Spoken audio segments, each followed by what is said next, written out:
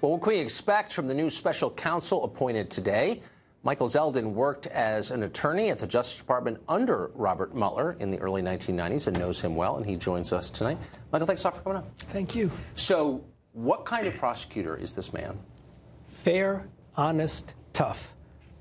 He's a no-nonsense prosecutor. He derives his DNA, in a sense, from his service in the Marines. Yes. And he's accorded himself in a Marine-like way over the time that I've worked for him, and his tenure in the FBI. You saw similar behavior. Straight, by the book, no nonsense. So you worked for one of the relatively rare special counsel investigations that stayed to its original charter and that wrapped up at a certain date and didn't find anything. Correct. And conceded that. Not only did we concede it, but we apologized to Janet Mullins, saying that she was improperly targeted with an investigation. I don't think it's ever happened.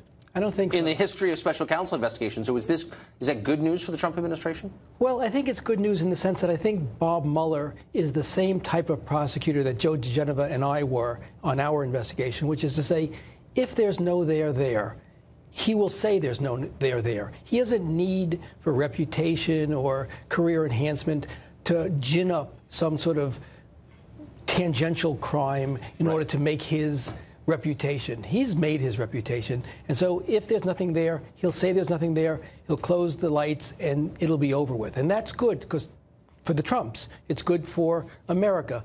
Depending on, how it turns out, everyone gets to know that this was a fair and honest investigation, and whatever the findings are, and they can be relied upon. I don't think people understand, who haven't watched this before, just how much power a special prosecutor, special counsel has.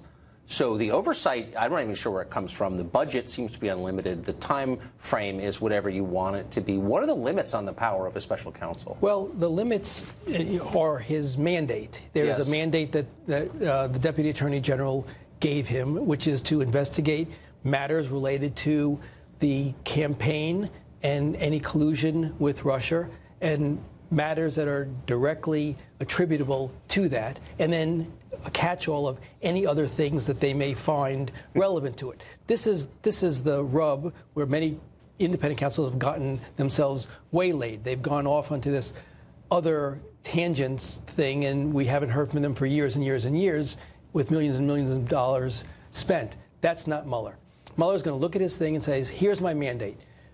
There are 4 or 5 things that I'm investigating. Whether or not there was interference with the election by the Russians, whether there was collusion with the Russians, perhaps whether or not there was obstruction of justice in this little back and forth between the president and Mr. Comey, whether or not Manafort, with his dealings with the financial transactions in New York, and whether Flynn, with his failures to disclose his dealings with Turkey and others.